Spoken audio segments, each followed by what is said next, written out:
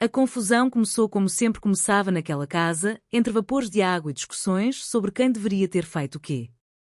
Tatalo entrou na sala com um ar de quem carregava o peso do mundo nas costas, encontrando Isadora no meio do caminho. Ela, com o seu jeito ácido de sempre, logo questionou se ele havia deixado o banheiro dela em ordem. Tatalo, com uma sinceridade quase dolorosa, admitiu que tentou, mas que a água parecia ter vida própria, jorrando em todas as direções possíveis. A culpa, segundo ele, talvez fosse do pai que não instalou a ducha de forma correta. Mário Jorge, ao ouvir aquilo, não deixou por menos e rebateu prontamente, afirmando que o problema não era a instalação, mas sim o cabelo de Isadora, que parecia repelir a água.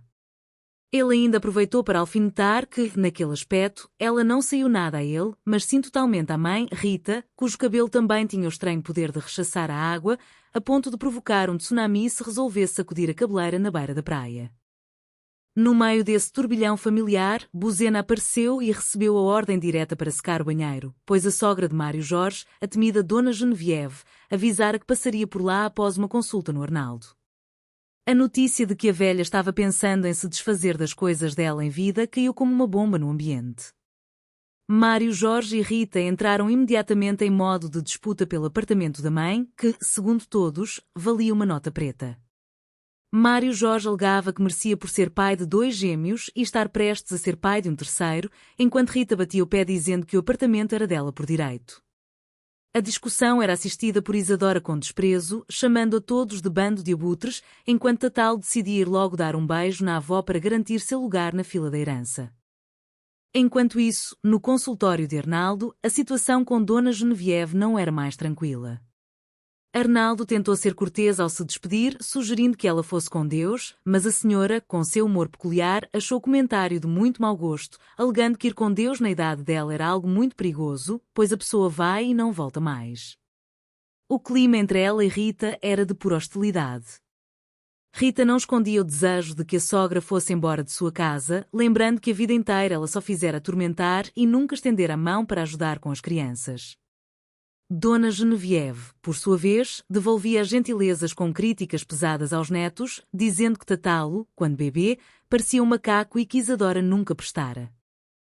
De volta ao apartamento, a dinâmica familiar seguia seu curso caótico. Celinha, em um momento de distração, acabou escorregando no banheiro molhado e batendo a cabeça. O susto foi geral. Mário Jorge correu para socorrer a esposa, temendo o pior. No entanto, quando Celinha acordou, parecia ser outra pessoa. Ela começou a falar que queria ficar nua, que queria correr para o mar e viver uma vida de liberdade total, muito parecida com o estilo de vida de Copélia. Mário Jorge ficou desesperado, vendo sua mulher tão comportada e dedicada a transformar-se em alguém que desejava tirar a roupa na frente de todos e ir para excursões no matagal. Copélia, por outro lado, achou a mudança maravilhosa, celebrando que finalmente Celinha Regina estava se parecendo com ela e sugerindo até um chá de ervas e sessões de elasticidade sexual que aprendera em Kuala Lumpur. A situação piorou quando Dona Álvara, a síndica, apareceu com Dona Daisy, a encanadora do condomínio, para resolver o problema crónico de vazamento que assolava os apartamentos. O laudo apresentado por Dona Álvara, escrito na verdade por Isadora, era uma sucessão de termos sem sentido e acusações de corrupção.